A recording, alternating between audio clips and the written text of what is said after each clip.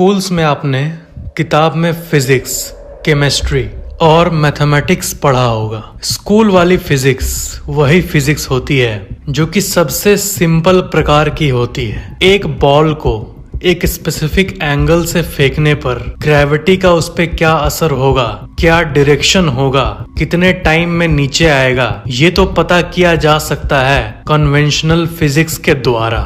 इसे conventional physics कहते हैं। वही जानी मानी फिजिक्स जो कि स्कूल, कॉलेजेस और यूनिवर्सिटीज में पढ़ाई जाती है। चांद का पोजीशन हर समय अलग अलग होने के बावजूद भी एक रॉकेट को कितने स्पीड पे भेजना है और वो रॉकेट को इस तरह टाइम किया जाता है कि वो चांद पे ही एग्जैक्ट उसी जगह पर लैंड करता है जहां पर मिशन बना होता है। बहुत कुछ को, इनफैक्ट वेदर को भी प्रेडिक्ट किया जा सकता है कन्वेंशनल फिजिक्स के द्वारा। लेकिन दिक्कत तब आती है जब हम थोड़े देर शांत बैठकर ये सोचते हैं कि ज़ूम्ड लेवल पर, एकदम एटम के लेवल पे मैटर किस तरह बिहेव करता है। अगर एटम से ये दुनिया बनी है तो दुनिया की फिजिक्स सूक्ष्म लेवल पे भी काम करनी चाहिए, लेकिन ऐसा नहीं होता।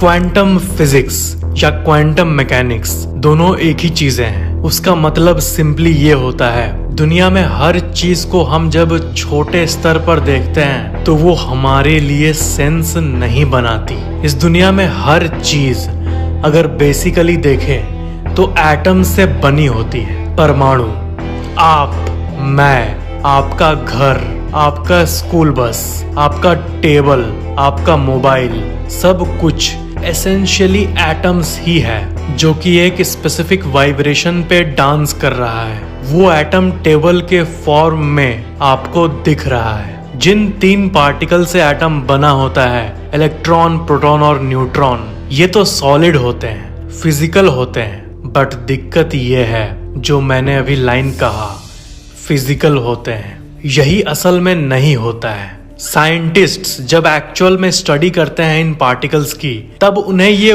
वेव की तरह दिखता है। मैटर को बेसिक लेवल पे देखने पे हर चीज लिक्विड की तरह दिखता है। इसे ही वेव फंक्शन कहते हैं और इसी को पार्टिकल वेव डुअलिटी भी कहते हैं। मतलब आपका टेबल एक्चुअल में एक वेव है और क्वांटम फिजिक्स की माने तो वो जब चाहे तब कुछ भी बन सकता है। एक ही समय पर 2 जगह भी हो सकता है। मैटर की एक अजीब प्रॉपर्टी सामने आती है जब हम गहरे स्तर पर इस दुनिया को समझने की कोशिश करते हैं। इससे ये पता चलता है कि ये यूनिवर्स कितनी रैंडम है। तो जो क्लासिकल फिजिक्स पढ़ते हैं हम लोग, वो सब रॉन्ग प्रूव हो जाती है जब हम एक्चुअल में एटम्स को स्टडी करते हैं। इमेजिन करो कि पूरा यूनिवर्स एक लिक्विड की तरह है, एक समुद्र की तरह, और उस समुद्र में जो एक लहर निकल रही है वो समुद्र का ही पार्ट है। बट क्योंकि वो ऐसे उछल कर निकल रही है, वो इंडिविजुअली हमें अलग दिखता है, लेकिन वो समुद्र ही होता है, समुद्र का ही पार्ट होता है। और जितने भी वेव्स हैं सब एक्चुअल में समुद्र ही हैं,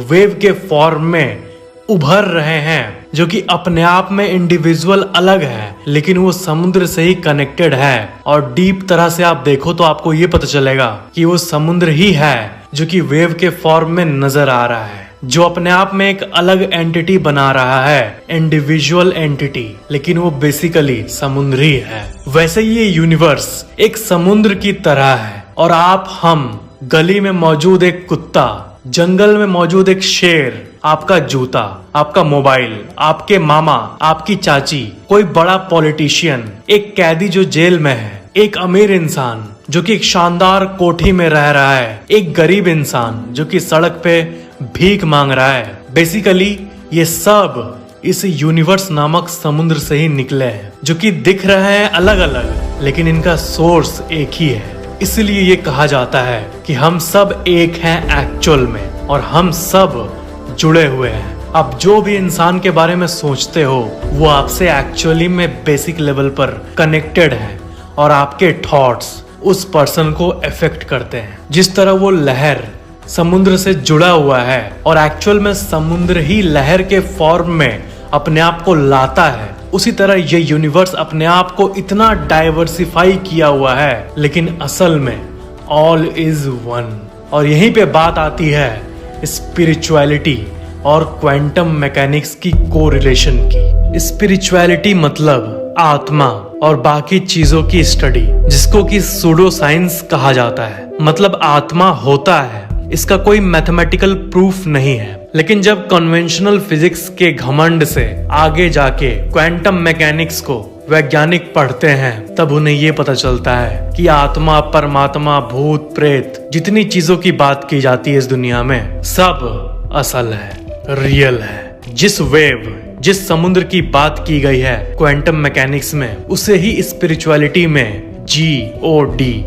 गॉड कहते हैं। All is one, there is nothing except that one.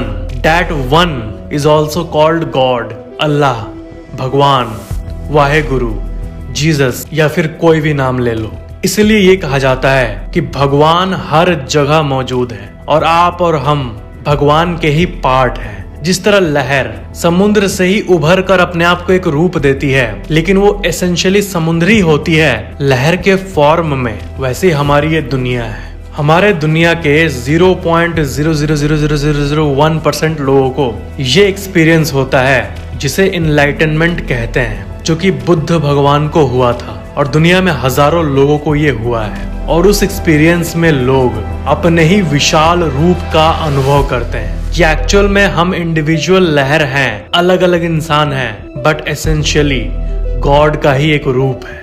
बस अपने एंटरटेनमेंट के लिए गॉड अलग अलग वैरायटी बनकर जी रहे हैं। क्रेजी।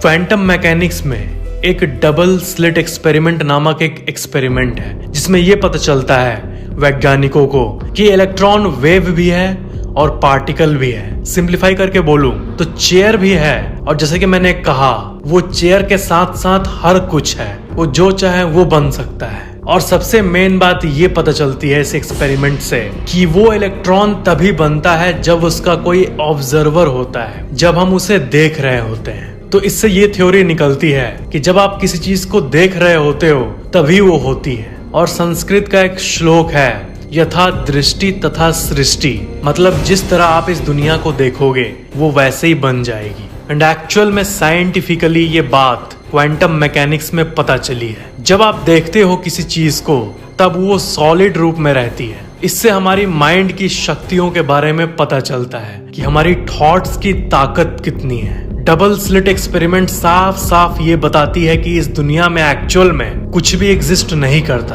बल्कि जब आप इसको ऑब्जर्व करते हो तब आपके थॉट्स के हिसाब से ये दुनिया अपने आप को मोल्ड कर लेती है। Quantum eraser.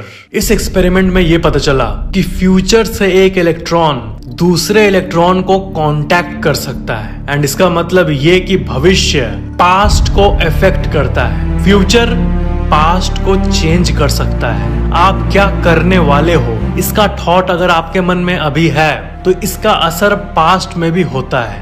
Back in time जाके इलेक्ट्रॉन वेव या पार्टिकल फंक्शन के रूप में एक्ट करते हैं। एक क्लासिक एग्जांपल दूं तो कभी आपको ऐसा फील हुआ है कि फ्यूचर से आपको कोई मैसेज फील हो रहा है, जैसे कि माइंड में फील हो रहा है कि आज से 10 साल बाद शायद मैं ब्रोक हो जाऊंगा, तो इसलिए मुझे अभी मेहनत करनी चाहिए, नॉलेज गेन करनी चाहिए, नहीं तो भविष्य बहुत डार्क है। फ्यूचर की चिंता सताना और बाकी चीजों का रिलेशन इसी थ्योरी के साथ है। इसका मतलब आपके फ्यूचर सेल्फ की सोच आपके पास्ट यानी अभी को कम्युनिकेट कर सकती है। Quantum entanglement and superposition.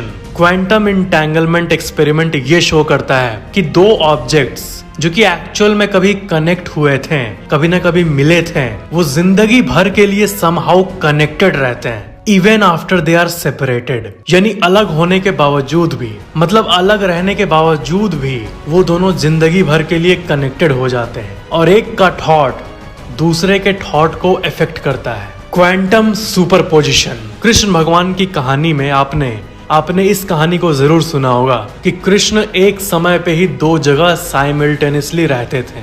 दुनिया की इसी मिस्टीरियस प्रॉपर्टीज का ज्ञान हमें पुरानी स्क्रिप्चर्स भी देती है,